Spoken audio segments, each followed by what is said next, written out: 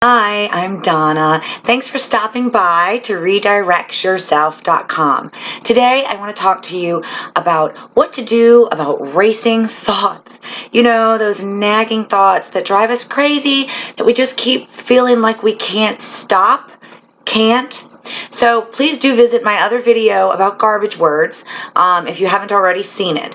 But I just want to give you a couple of pointers. Most of us have experienced a breakup that didn't happen because we wanted it to happen. So the other person broke up with us, or even though it might have been agreed upon mutually, it wasn't really what we wanted. We wanted the relationship to stay intact. And what ends up happening is sometimes we will tell ourselves things like, I'm never going to meet anybody like that ever again, or no one's going to love me. If he or she couldn't love me, how could anyone else love me?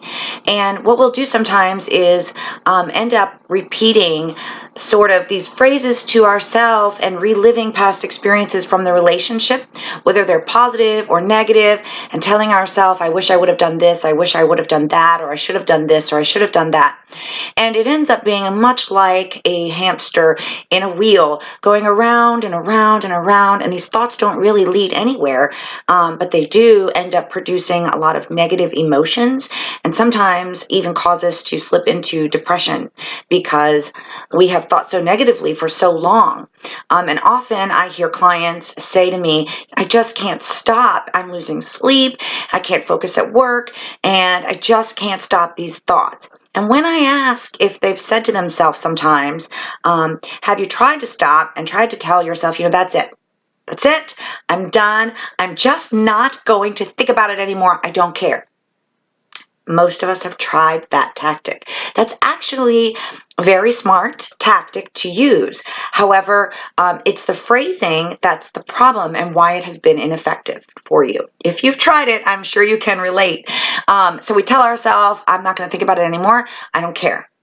The problem with the statement, I don't care, is that we do care. And the reason that we are continually in this loop of repeating these phrases to ourselves is because we do care. In fact, we care so very much. So instead of telling ourselves that we're going to stop thinking about it because we don't care, what in fact that is that you're innately aware of the fact that these thoughts are creating the negative mood that you are experiencing. It's not the breakup itself. It's not what the other person has done or said.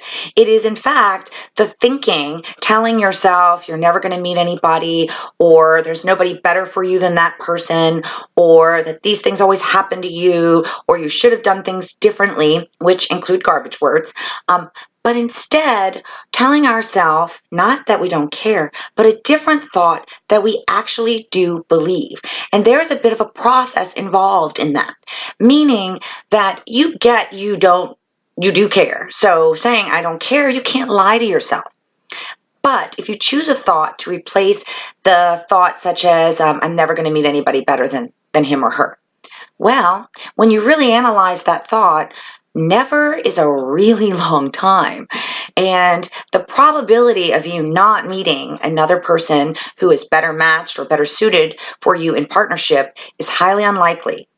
Depending on your age, you probably have from somewhere between, 70 to 20 years left of your life. If you're on here checking out this video, that would be my guess, that you've got a good few decades left to your life. And we have 7 billion people on our planet currently, maybe just a little more. And so the chances that you're never going to meet anyone better suited to you or as suited to you is just not true. It's a lie, but you believe it.